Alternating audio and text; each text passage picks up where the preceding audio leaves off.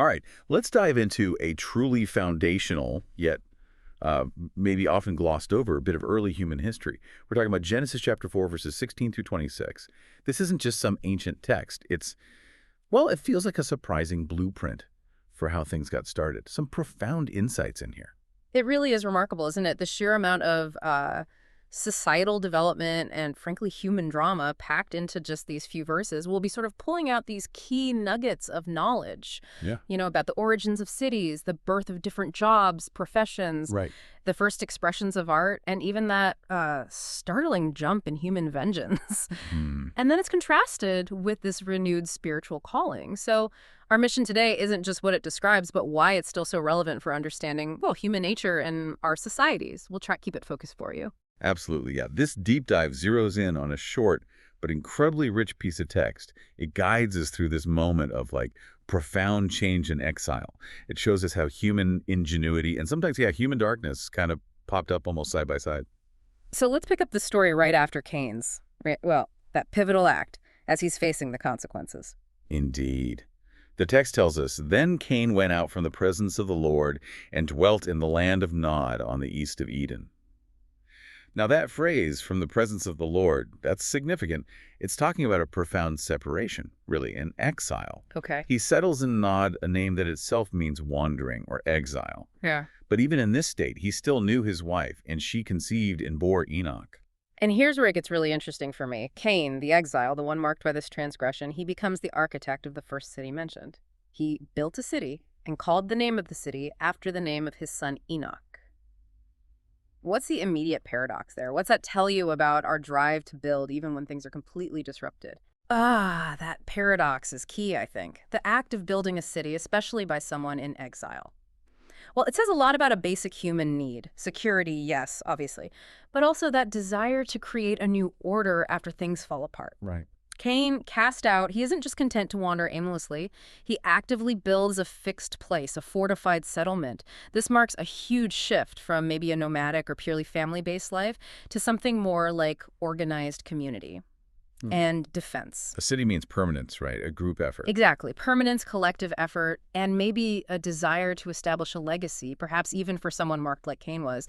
It's more than just shelter. It's really the beginning of complex society, driven by necessity and maybe that deep human ambition, too. That's a great way to frame it. The birth of the collective, starting from exile. So this city, born from exile.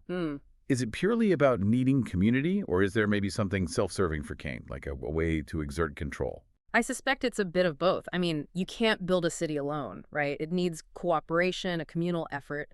But naming it after his son, Enoch, that definitely points to wanting a personal legacy, maybe leaving a different kind of mark on the world to counteract the negative one. So yeah, it's a mix. Survival instinct, social organization, individual ambition, all wrapped up together. And the ingenuity, it just keeps rolling from there, doesn't it? Okay. The story of Cain's descendants unfolds pretty quickly into this, wow, amazing list of early human innovations. It paints a picture of really rapid development. It really does. The lineage goes on to Enoch was born Irad, and Irad begot Mehujael, and so on, down to Lamech. And through this specific line, we see this explosion, really, of cultural and technological steps forward. And Lamech himself stands out, bringing in a new social element. The text says he took for himself 2 wives. The name of one was Ada, and the name of the second was Zillah. That's the first mention of polygamy, another significant shift from earlier patterns. But it's his kids, born to these wives, who really push the innovation story. Absolutely.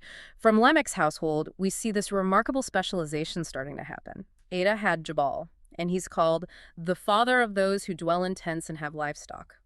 Now, this isn't just, having a few sheep.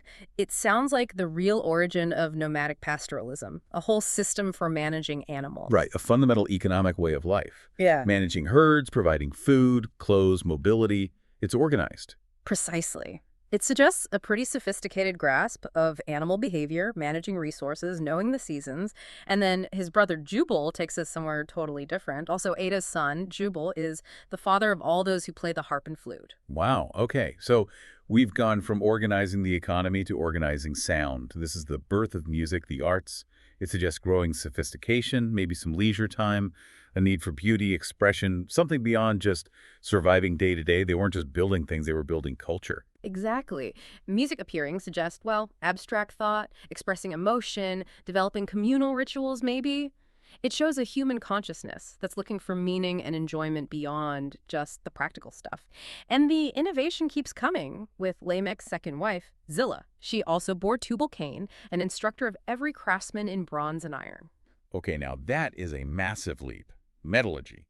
Working metals like bronze and iron for tools, maybe weapons. That's not just advanced tech for back then. It's foundational for, well, everything that comes after.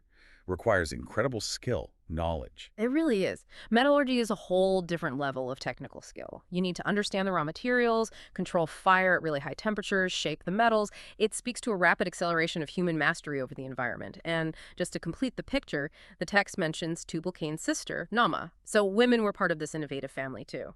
This family tree is practically a blueprint for early civilization, isn't it? In just one lineage, you get city building, organized farming or herding, the arts, advanced metalwork. It's an incredible burst of progress. What's most striking to you about this explosion happening in just one family line? Well, it's the speed and the sheer range of it. These aren't just basic survival tricks. They're the foundations of complex societies.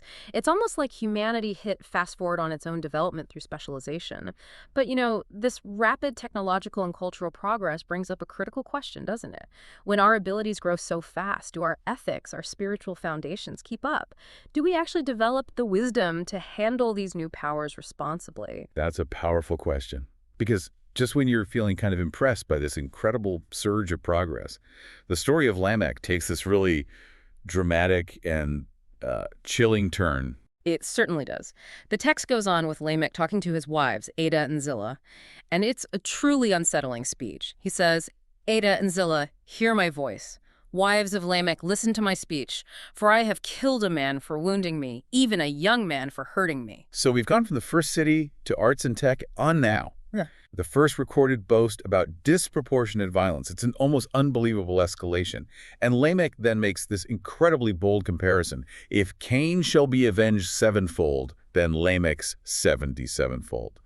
What does that tell you about justice in society or just the path human behavior was taking? Yeah, this part is profoundly disturbing. It shows this dangerous path of escalating violence and really self-proclaimed payback. Remember, earlier, Cain got this divine protection, that sevenfold vengeance promised against anyone who hurt him, maybe a measure to stop unchecked revenge. Right, a protection. But here, Lamech grabs that idea and just multiplies it like crazy. Yeah. He's not seeking justice. He's bragging about extreme vengeance for what he claims was just a wound or a hurt. It's a total rejection of any kind of restraint. It clearly shows humanity stepping outside any rules, divine or communal, to dish out its own wildly disproportionate justice.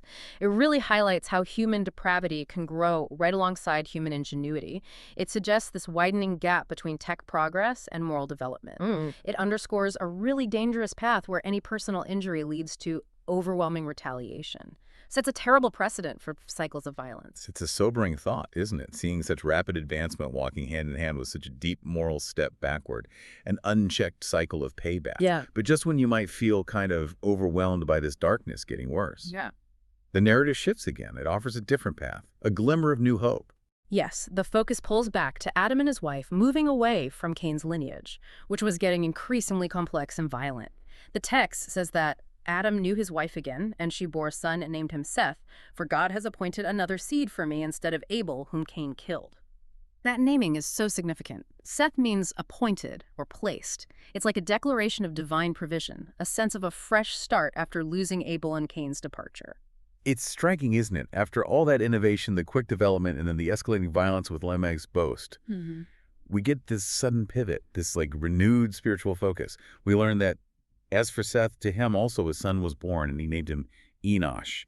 And then that profound closing line for this section. Then men began to call on the name of the Lord.